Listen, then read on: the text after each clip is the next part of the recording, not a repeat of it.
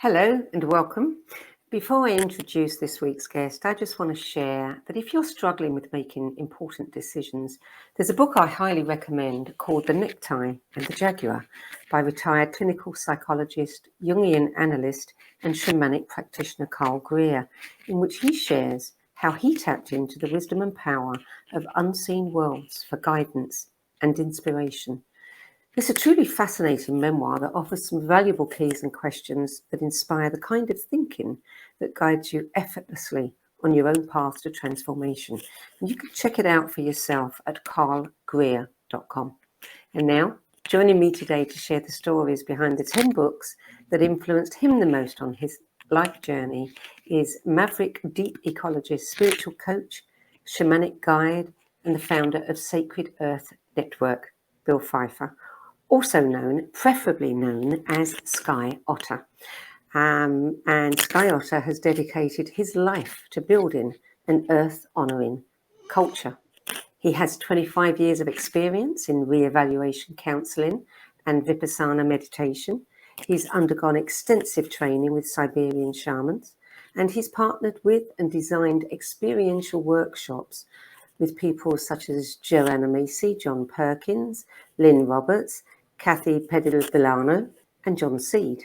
And he's also the author of a highly acclaimed book called Wild Earth, Wild Soul, a Manual for an Ecstatic Culture. Bill, Sky Otter, welcome. Pleasure to be here, as always. Not this particular show, but it's great to be speaking with you again. You too. It's hard to not call you Bill. Hard to remember to call you Sky, so I might switch back and forth. Hope you don't mind. I don't mind at all. Good. So tell us why you say books are a mind meld. That's a great question. To me, whenever I read a book and I'm liking that book, the author's mind is melding with mine, and it's not only intellectual per se or the symbols, it's an energetic transmission, and we know what that means. You're just this person's, especially if they've spent years on a book, their heart and soul comes through, and you're touched. If they're sincere and authentic authors and all these 10 books are top shelf, that's going to come through. Isn't it interesting how we know authenticity when we see it, and we don't know why we know or how we know, but we do know it. Yeah.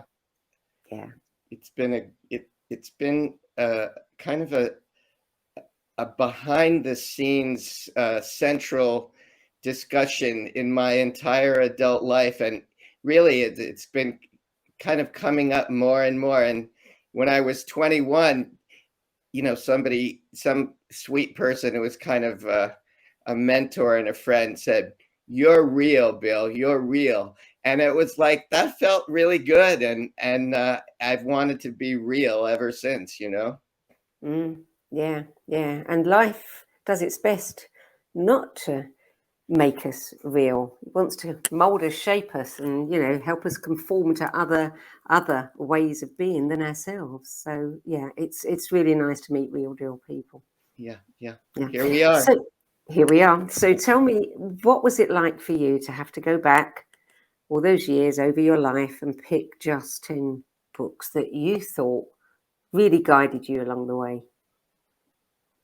Well, I think I said in the written kind of the written version, or the summary of this interview, is simply that those 10 books just jumped off the shelves. I didn't really think about it. I didn't spend a lot of time.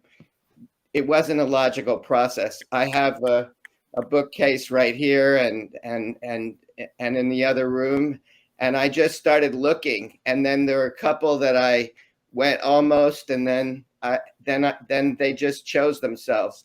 And I think that the other thing is that the reason that they were easier to choose is that I have a thesis that we'll probably get into later on in the discussion, which is there's a lot of spiritual language out there, and it's all good and it's beautiful and it's like different paths up the mountain. But my thing is earth honoring culture. I want us to honor nature, really honor it, not pay lip service to her. And so I'd say 6 of the 10, that was that's the central theme. Okay, well, let's start with your books, and later on you can start telling us how you became interested in honouring nature. So book number 1, unsurprisingly, Touching the Jaguar, Transforming Fear into Action to Change Your Life and the World, by former economist and advisor to the World Bank and governments turned activist John Perkins. Yeah, well, I'm real glad to start with that one, because John is a mentor and a friend, and it's funny, in the very opening you mentioned who I don't know, a guy named Carl Greer, and the Jaguar popped up, and 2 of the books on my list have Jaguar in them. I did not think that through. And when I did a series of shamanic trainings with different people in North America, in Siberia, and with John, who is bringing back the Amazonian and Andean tradition with him. And he did a brilliant job of that energy transmission, but this time it was in person. And in the book, the Jaguar courage and spirit, and the main theme throughout the book is we need to move through our fears for a better world for our children. And I think one of the things that I admire about John, and that comes through loud and clear in the book, which was quite unusual, is he's not afraid to get into the political sphere. And that's a rough game, a really rough game. And he's been in there for a long time. And I don't know if I said it in my little short review, but he felt in that book, he felt like he did in Confessions of an Economic Hitman, that he had some amends to make, some big amends, that he felt like he really was on the wrong side of history. And then he did this, truthfully, quite revolutionary switch with his life.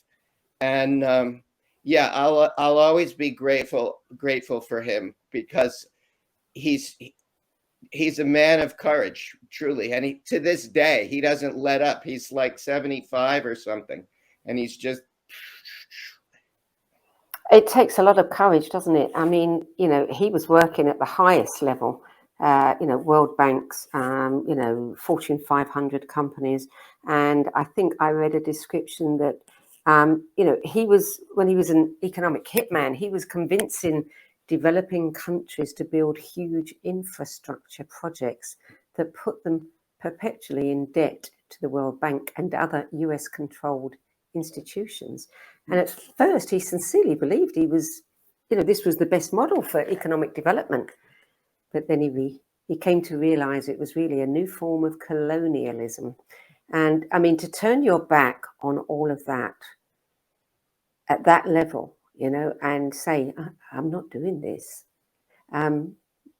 It takes a lot of balls. It really does. And with a daughter.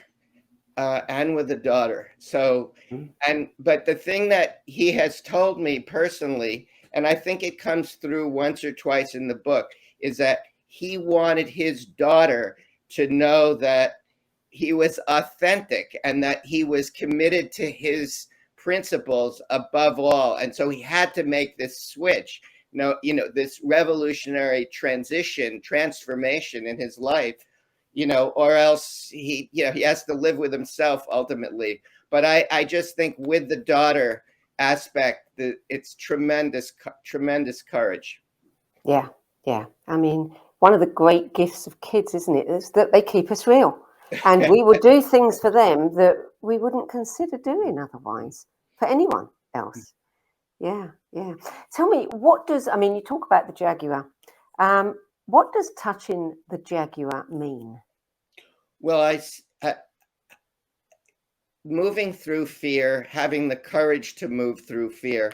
But the way that I suspect Greer means it, the way that John means it, the way that I mean it, the way that I understand the Amazonian shamans mean it, is that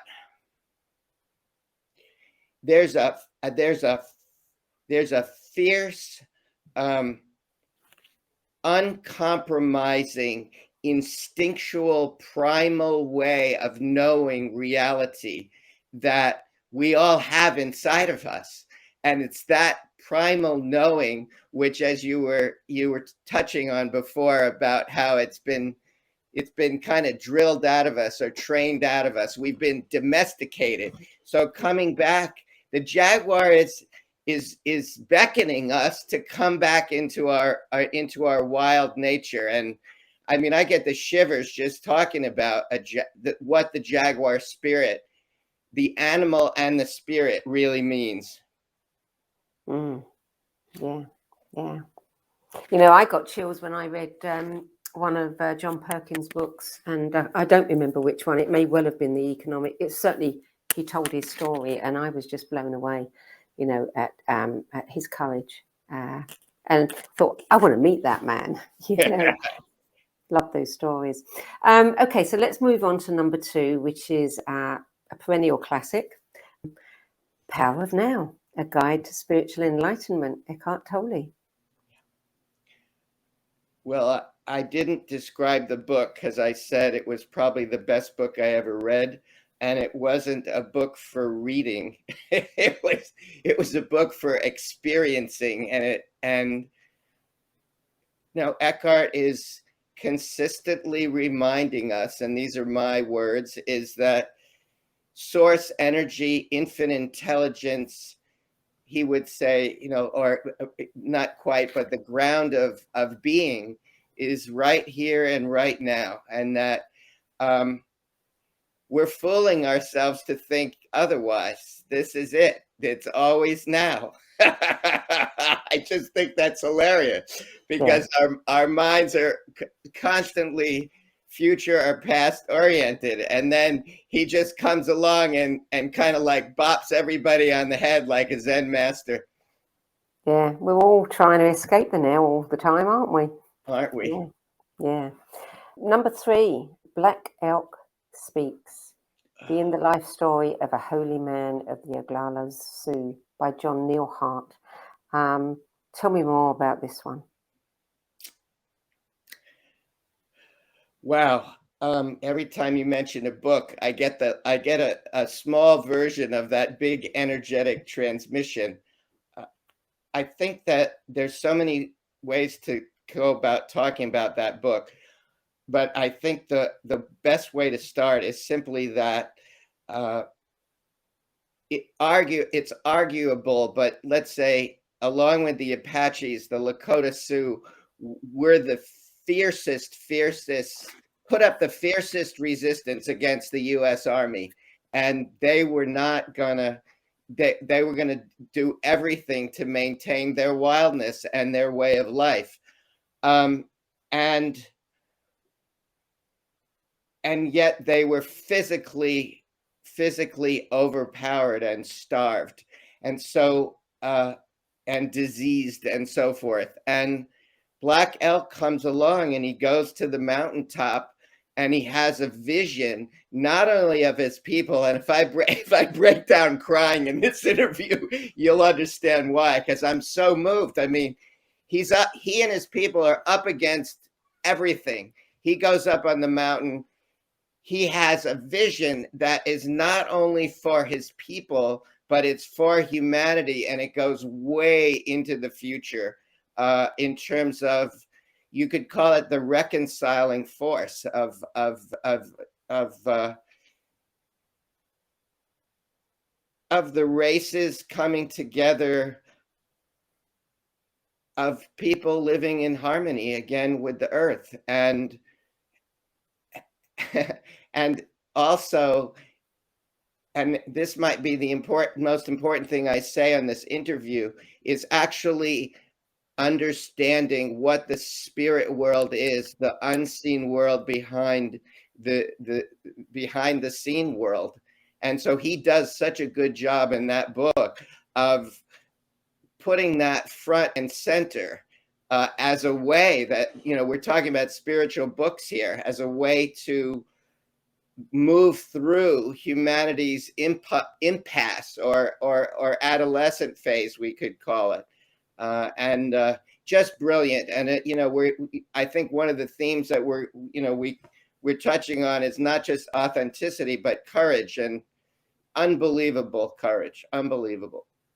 Yeah, and this from a man who was probably perceived, by the soldiers, the Western people, as somebody who was unintelligent and, just so backward.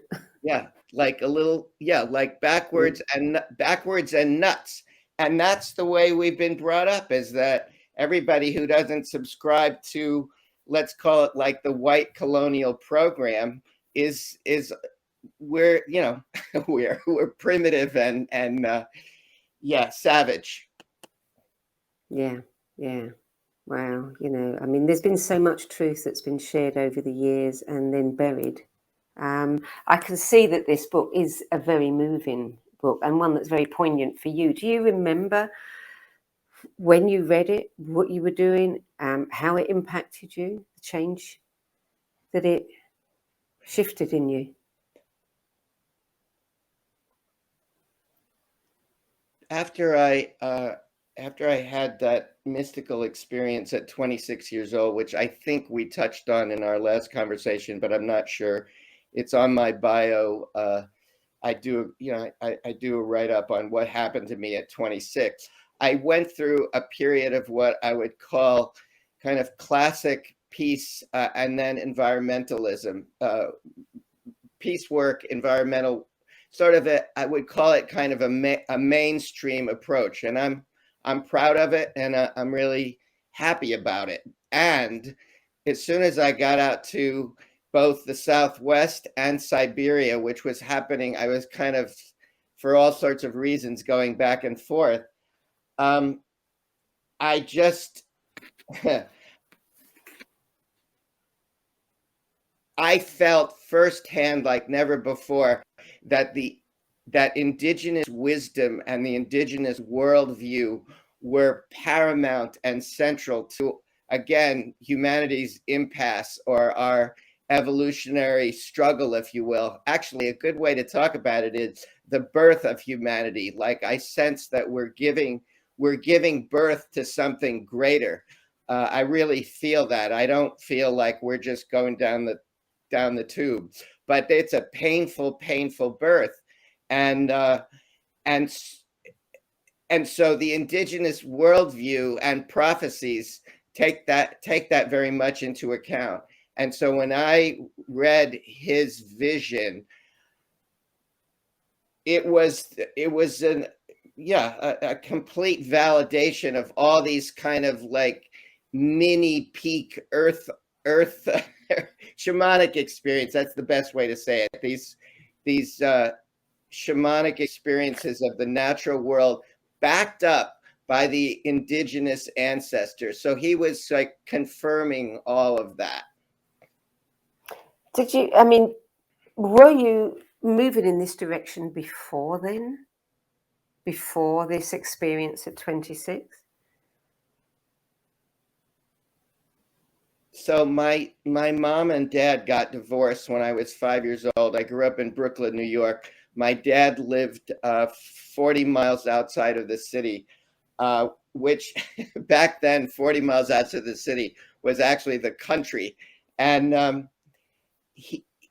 we both, where he lived and within 50 miles of where he lived, there were arrowheads all over the place.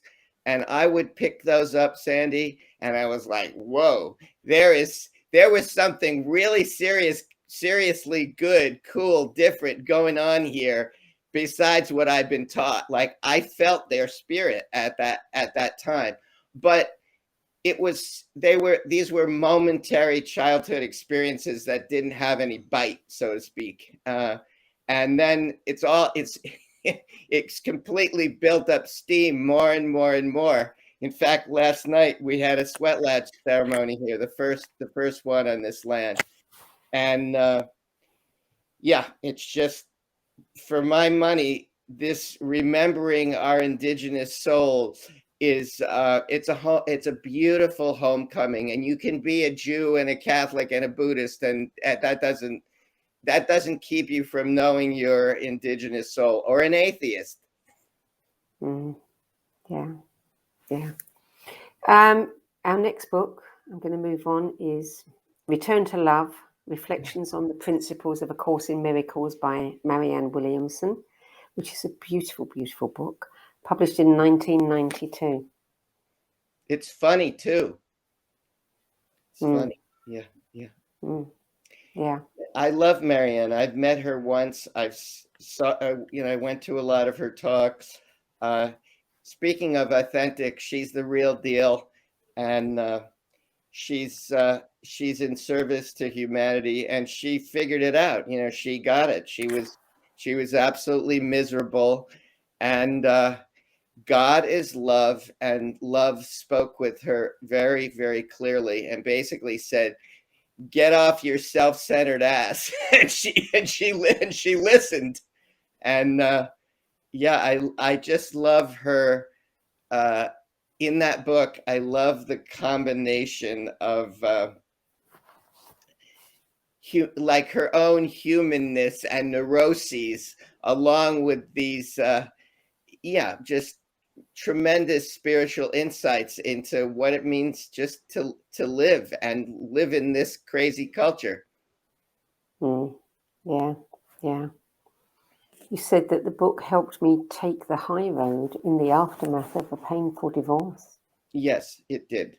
I think in life, we always have this choice. We get to, when the pain is acute, when the pain is really acute, we can go into deep fear and blame mode, and hang on and wish it could be different, and want to make, in this case, our partner all wrong, and there are other parts of life dozens besides a divorce. But I think we're talking about the 10 best spiritual books here. So spirituality is about choosing the high road. It's choosing love. It's choosing decency, virtue, respect, and connection. And there's a little faith element there. There's this faith that somehow we're going to get through this. That little voice inside said, "This is not going to be this is not going to be your last marriage." I'm laughing because I've had two. And this is not going to be your last marriage. It's not going to be your last relationship. So get over yourself and get over yourself and yeah, move into higher ground. And that's what happened to me. And it was not easy, Sandie. I was miserable and scared for about a year, but I definitely, in reading the book, I was guided to move out of that misery. Yeah. One of the things that I remember from that book was when she said that relationships are where we meet ourselves. And that stopped me in my tracks. I really had to think about. Yeah.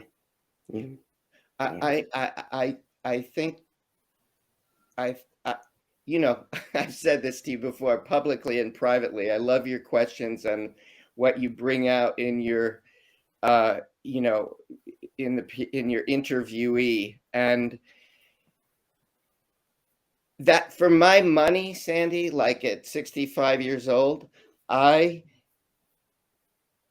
told you in the last show, I do mushroom ceremonies, and I do all this crazy stuff, you know, sweat lodge ceremonies, vision quests, taking people to Siberia.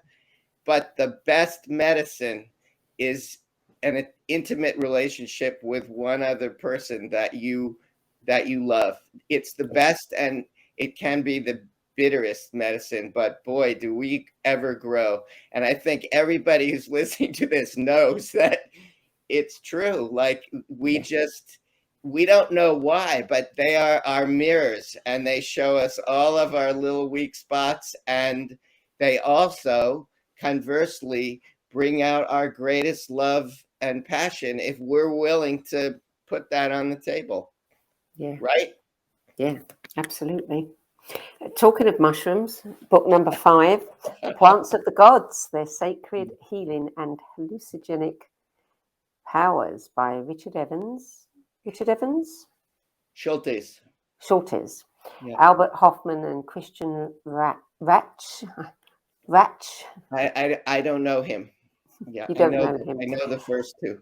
Yeah, well, he was the one that wrote the original of, this book that you'd listed. Was published in 2001, but he had written a book in 1979, and he joined forces with these two gigantic, eminent researchers to publish it again, because now they had a lot of the research. One of them was an anthropologist, and actually he was the anthropologist and ethnopharmacologist, and the others were able to help with all of the latest research on psychoactive flora. So you're talking about Ratch here. I'm talking about yes, I am talking about Ratch. Yeah, Okay. He was the one that wrote the original. Because you just taught me something. I didn't know the first thing about him whatsoever. I just learned about and focused on those two luminaries, Hoffman and Schultes, and so thank you for that. So tell us about the book. Tell us about the mushrooms. I said to you earlier in written form, where would we be without the plants, and where would we be without the psychoactive plants? So another theme of this conversation is humanity's impasse, our tremendous need for collective transformation, and the plants, particularly the psychoactive plants, are elder teachers, and if we have the courage and we're willing to do so responsibly, with the proper set and setting, with people of integrity, we can going back to our previous conversation, we could do 10 years of personal growth in a few hours. I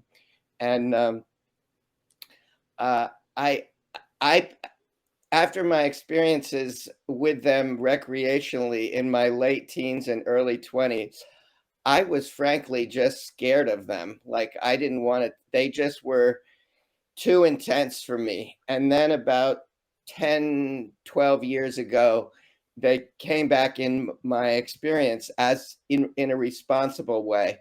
And it's been this very gradual process of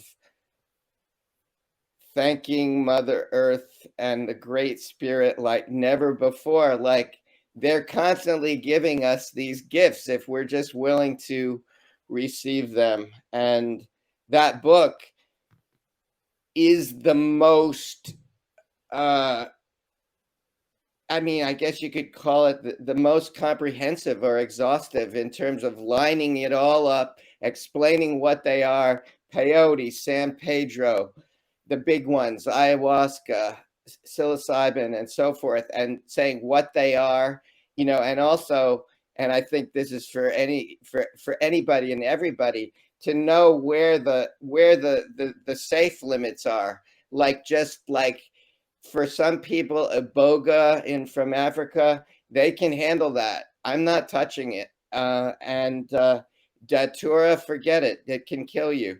So I think that book makes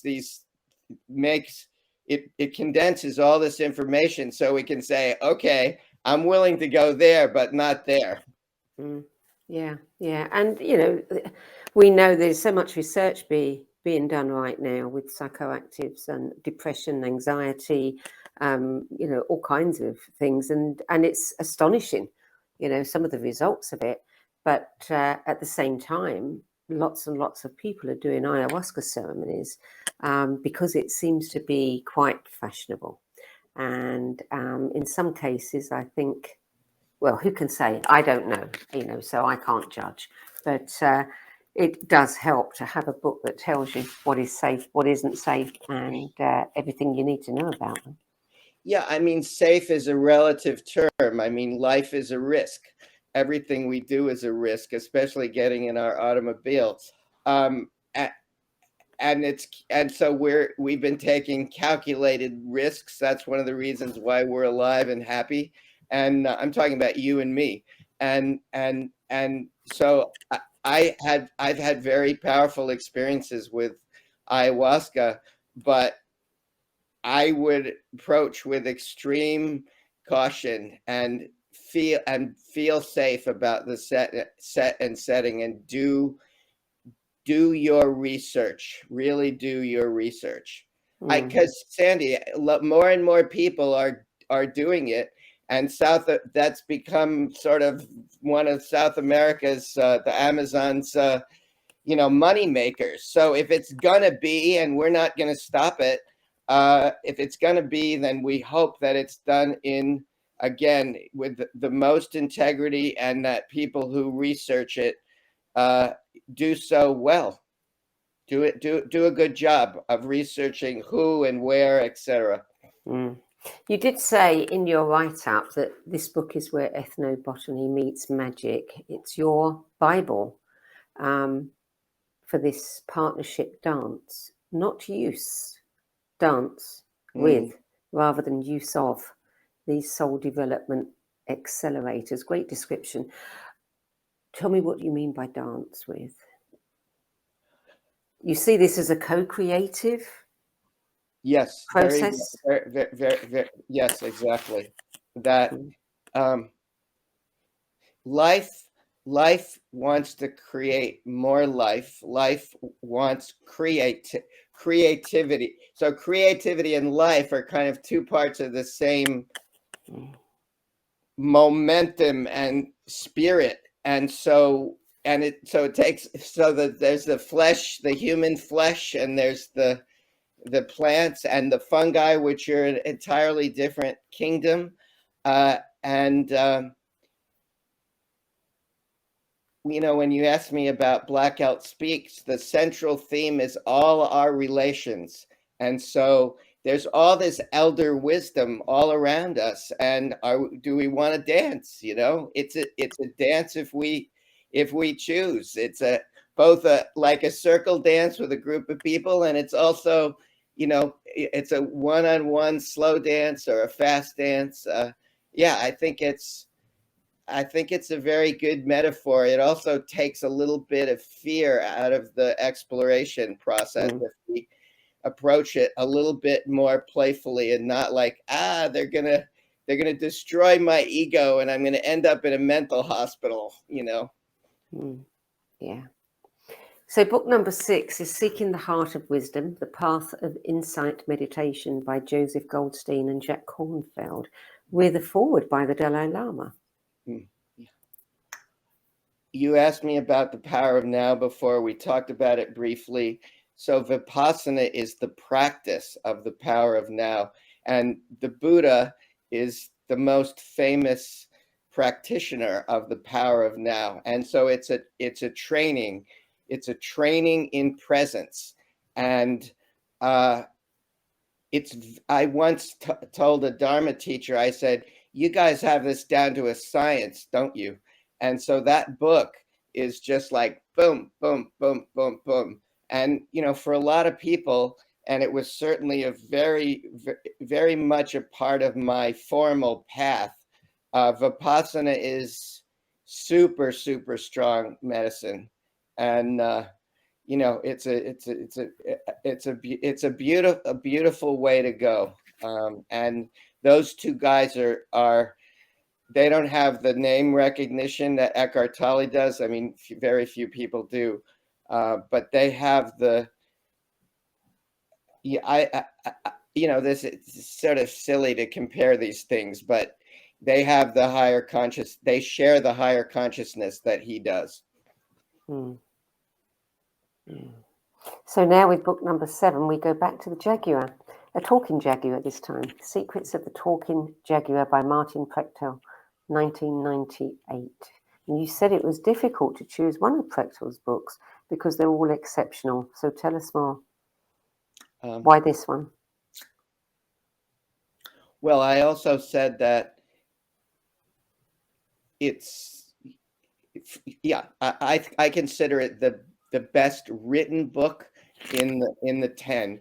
And so what I mean by that is it's not that the others weren't great wordsmiths, and it wasn't that they couldn't convey beautiful spiritual information.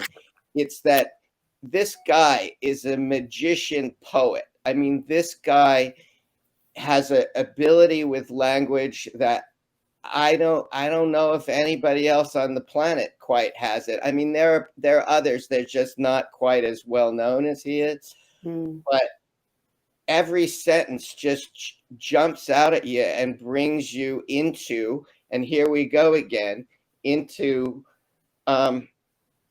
remembering our indigenous soul and our embeddedness in the natural world and in this and in the shamanic dimension behind that natural world. So I said that just now in a very, very kind of Western, almost academic way. He says that through poetry. I mean, it's not poetry, classic poetry, but it's poetry. And that book is his initiation as a medicine man, a shaman, and there's a special word in Mayan that I can't remember. But I said to a friend last night when we talked about him after the sweat lodge, I just said, he's the real deal. And my friend said, he can't get over, he said, I couldn't get over like a paragraph without bursting into tears. Well, you said it's the best because it reads like a combination of wine and chocolate on a torrid summer afternoon. Who could resist? Yeah. Number 8, a book that's close to my heart. Our dear recently departed friend Hank Wesselman, Spirit Walker, Messages from the Future. And it was through Hank that I met you. You bet. God bless Hank. I feel like I checked in a little bit with Hank before this conversation, and so Spirit Walker is the most fun dystopian work of art you ever want to read, and it makes you it makes me feel okay about what he lays out in Spirit Walker is essentially the inevitable, I think you could say that. I mean, inevitable unless there's some drastic transformation, inevitable collapse of technological civilization going back to the Paleolithic period over the next 5,000 years. I mean, talk about a vision. And he says that was not anything that he concocted other than the fact that he had all this paleontological background. That what an amazing paleontologist he was, but that it was the spirit of Nanoa and the Hawaiian Islands and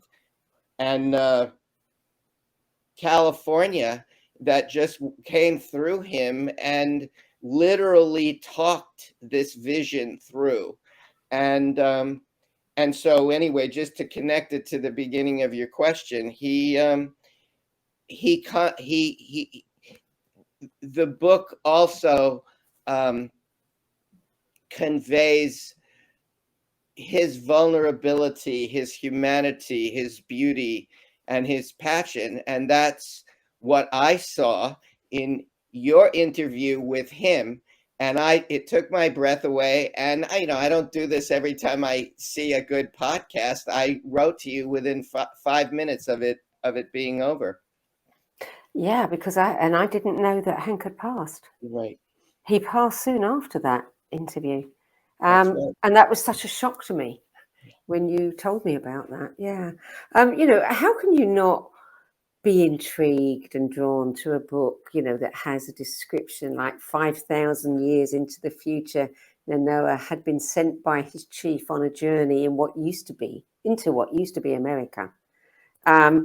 There's a guy from the future coming back to our time, wanting answers and information. I mean, there, right there, that hooked me.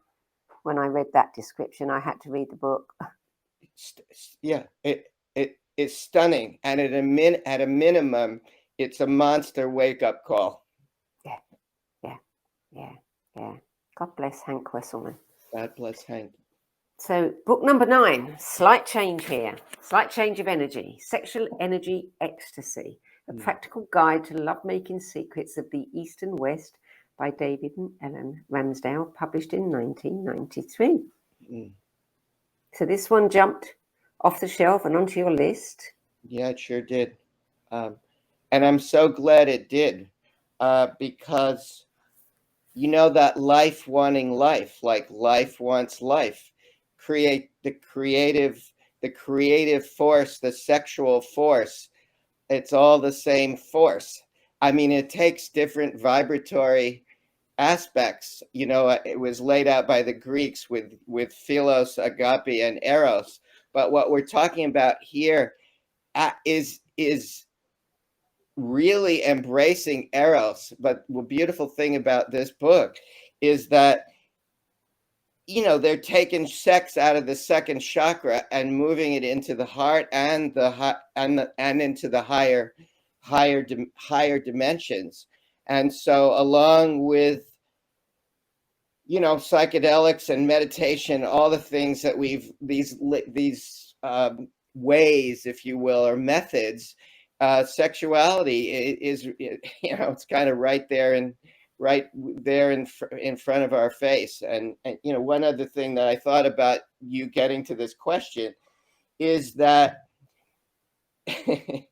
there's a way in which spirituality is above the waist. I mean, if we think back at zillions of conversations you've had and I've had, it's about from the heart up. But it's like, sorry, that isn't the complete picture. And so we're busting out of the Victorian age. We're busting out of, kind of Catholic orientation to sexuality. So yeah, Wild Earth, Wild Soul means really embracing our erotic nature. Yeah, because it is natural. Completely natural. Yeah. Okay, so the last book on your list, One River by Wade Davis, published in 1996. And you say that no other book has the sweep of One River when it comes to the plight of indigenous peoples, particularly those inhabiting South America. Yeah, Wade Davis is, I don't know, he's probably about 10 years older than me. And like Hank and like John Perkins, they were kind of my heroes. They were 10 years ahead of me, and I was really, really admiring their work and learning from them. And One River is both a sledgehammer in terms of understanding what's happened to South America over the last 100 years, but it's also, and this is what, if Wade watches this, he would say that our duty as the rest of the world, the non-South Americans, because he also, there's the Andean and the other non-Amazonian tribes who have very, very deep spirituality. He would be saying, well, we should do everything we possibly can to preserve their wisdom and their language and their land. But if we're going to lose it, we need to protect what they have, however we can protect it. And I think in his case, and my case, and John's case, it's not just protecting it as a kind of an intellectual concept, but really embracing it and doing our very best to make it a lifestyle that is authentic to us, to make an earth honoring shamanic lifestyle something that is really authentic and isn't out for the money or whatever, or glamorous, but is really changing the dream, as John says over and over again. It's about, so I think Wade's book, it sort of supplies all the information of like, what is this worldview that is so essential to us preserving? What does it feel like? And so he does it in a more academic way than Martine Prechtel, but both of them are giants in terms of this. What, my main thing, my main shtick, as we say in Yiddish. Are you aware of the connection between Wade and one of the authors of your other books? Richard Shorties? Oh yeah, he was Wade's a student of Richard. Student, yeah. Absolutely. And Schultes was Wade's hero. Yes. Yeah. Interesting. I think Shorties sent two prize students to follow in his footsteps and unveil the botanical secrets of coca, the notorious source of cocaine, a sacred plant known to the Inca as the divine leaf of immortality. Yes. So many plants, so many teachings, and I think one of the very how would you put it, like kind of obvious, like elephants in the room, is how like you were talking about it before in terms of the plants being you mentioned coca, and I think that that what happened to me as it sort of snorted up my nose is that coca is in its original form, not cocaine, is similar to coffee in that it's very stimulating, but in kind of in a beautiful, you can function just fine. What am I getting at here?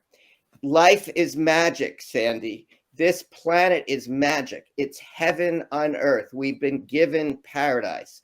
And so why did I say that? Because what a guy like Wade Davis does, or Schultes, is their and God bless E.O. Wilson, who just passed into the spirit world.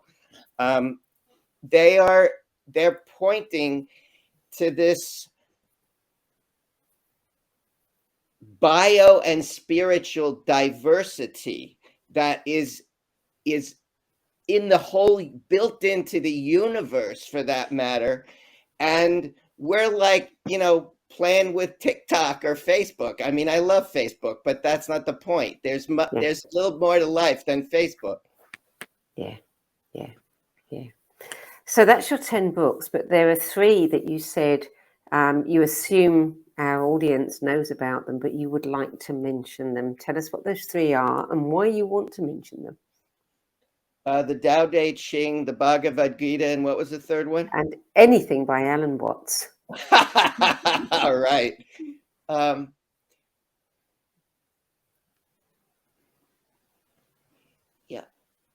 I said it before. God is love, that our discussion is in many ways about seeing the deeper reality, that there's so much more going on, and that we're held in the embrace of love if we're willing to go there. And so they're not as schmaltzy as I am, and the three of them, I mean, let's assume that the Bhagavad Gita was probably written by a few people as the Tao Te Ching, but they're classics in pointing out the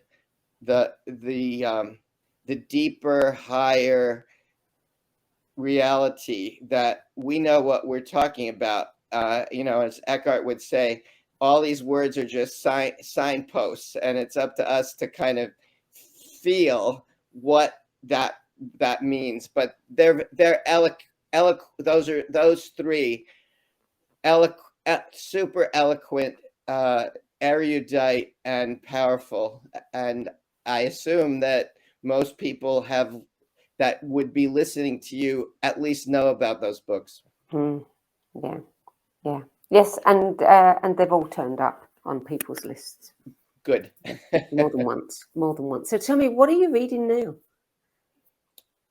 I'm rereading Touch the Talking Jaguar by Martine Prechtel, because what happened was the book jumped back out, and I said, I this is the one I'm going to reread.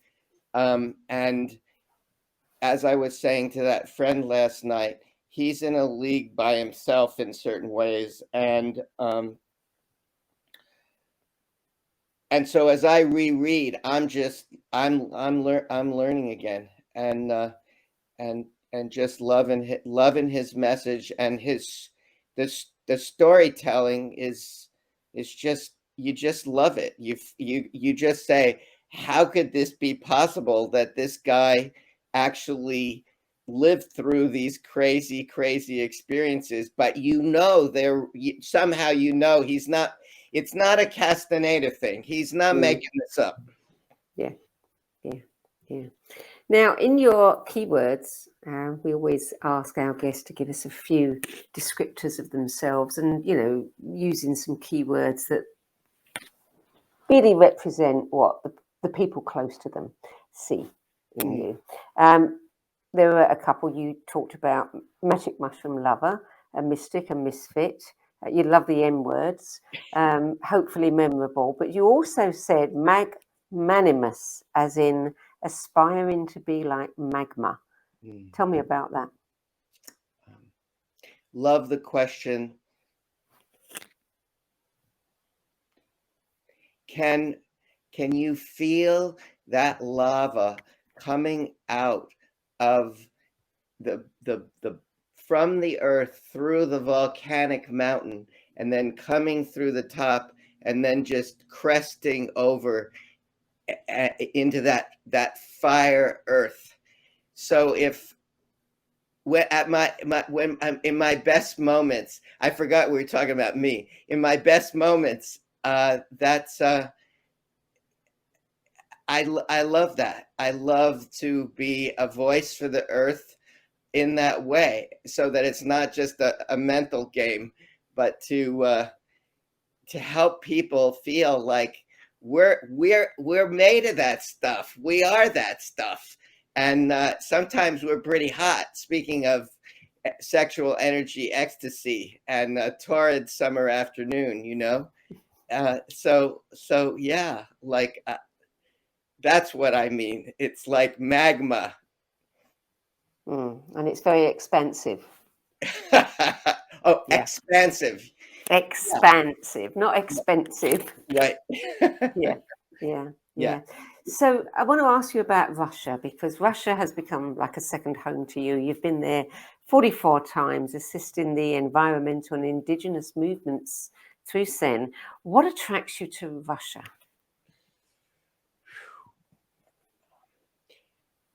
Well, this is good for this audience. I mean, first of all, I love it. I love the people. I love the natural world. I love, in the broadest sense, I love all of Russia, and let's say the European Russians and the Siberian Russians. They're just like Native Americans. For now, they're American, they're United Statesers. They they just show me something about life that I wouldn't otherwise know. And I feel very strongly that I had a past life in Leningrad.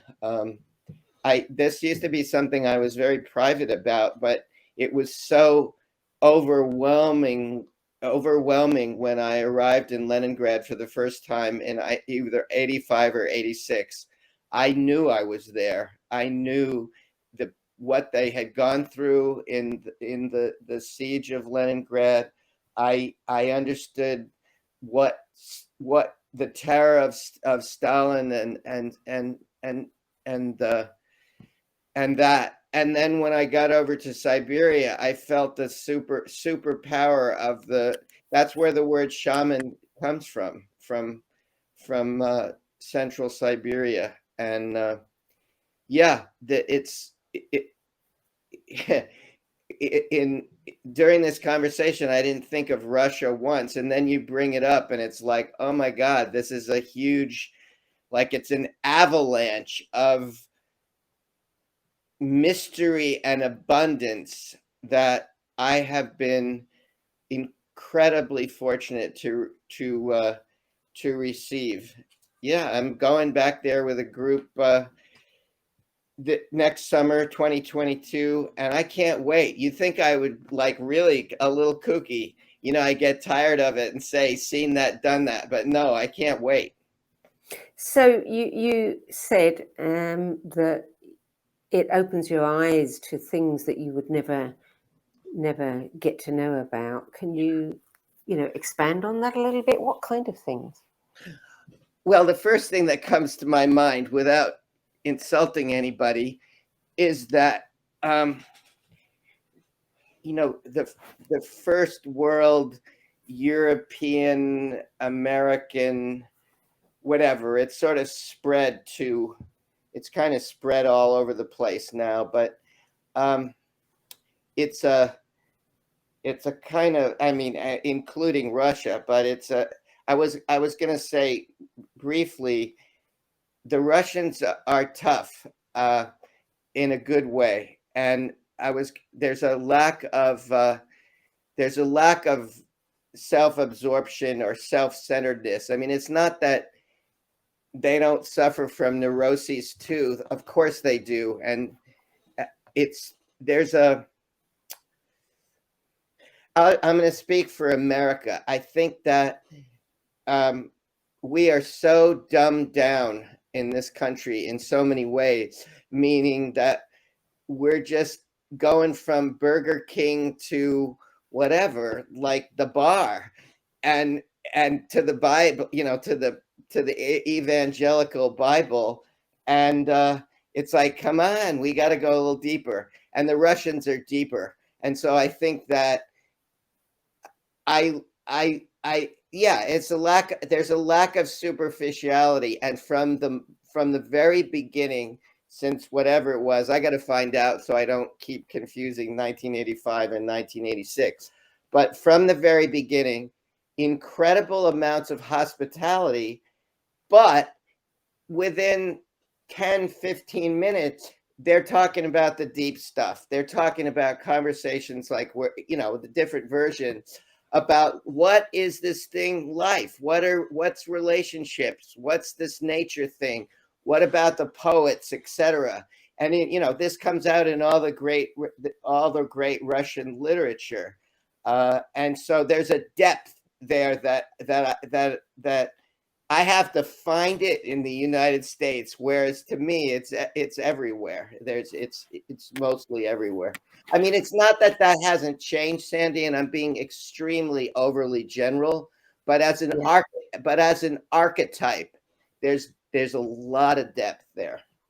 Well, I understand what you're saying, and as a Brit who's lived in America, Yeah. for many years, and obviously experienced a lot of America and Americans, I can see what you're saying, and I have wondered: is that because it's more or less a young country? I mean, it's not, but it is, because once the West took over, and the native peoples were pretty much wiped out. It's only what 300-400 years history in a sense there, and I wonder whether that has something to do with this depth that you're looking for, and that you see in other countries that are much older. Well, I'm listening. I heard you, and I was saying to myself, I'm really tough on my fellow Americans, and we get to be that way of our own, of our own people, and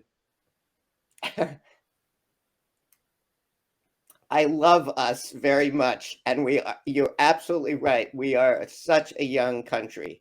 We are so young, and I think what we're talking about is immaturity.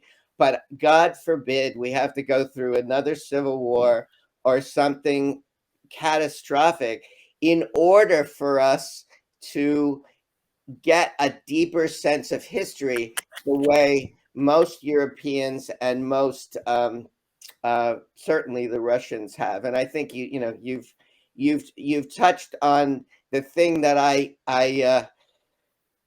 I didn't say, which is that the sense of history. Where is our country in relationship to the rest of the world? And America is not number one. Sorry. Well, here's the thing. We talked about history earlier. We talked about the power of now and the present, and not being caught in the past or the future. So does it really matter? Are we putting too much on this? Does the past really matter? Does it matter that, England has a longer history, recorded history, than America? No, I don't think so. Yeah, but it's not like yes, each moment is fresh, but it's also born from all the now moments that come before it. So I think it would be, how would I say it? Like I get what you're saying, and there's a purity of the enlightened state. But I think there's, like, Eckhart Tolle is a brilliant historian, and is also very, very astute in terms of current events.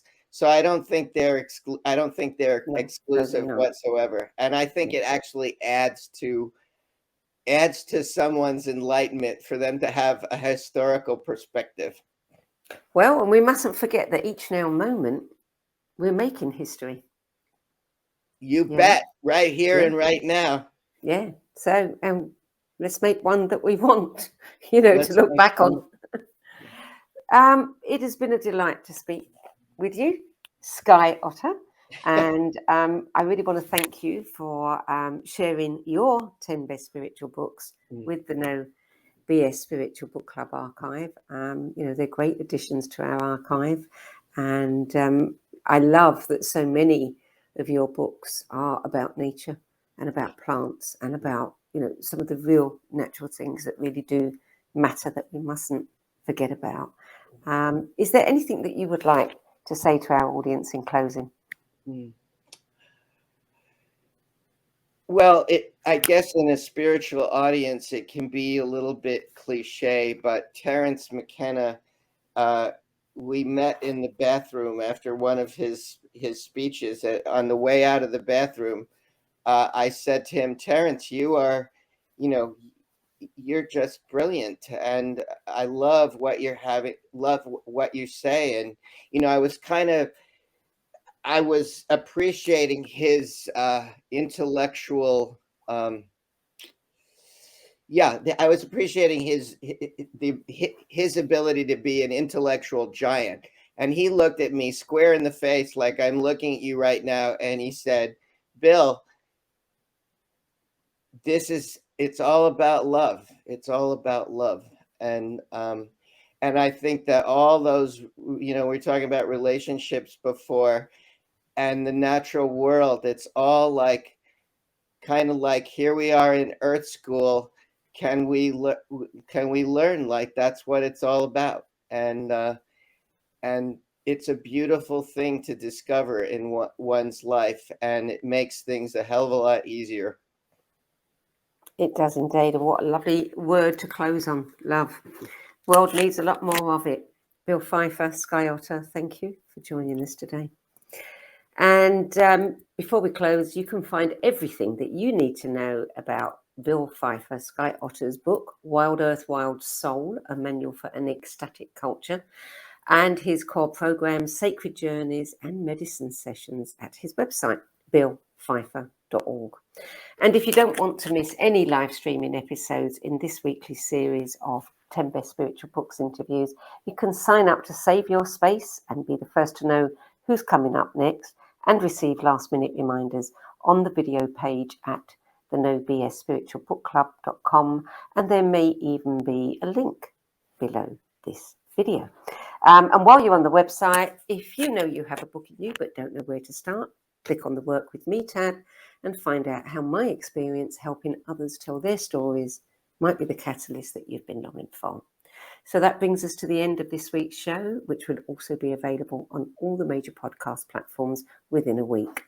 I'm Sandie Sedgbeer, and I'll be back with another episode of the No BS Spiritual Book Club's 10 Best Spiritual Books interview series at the same time next week. Till then, it's goodbye from me.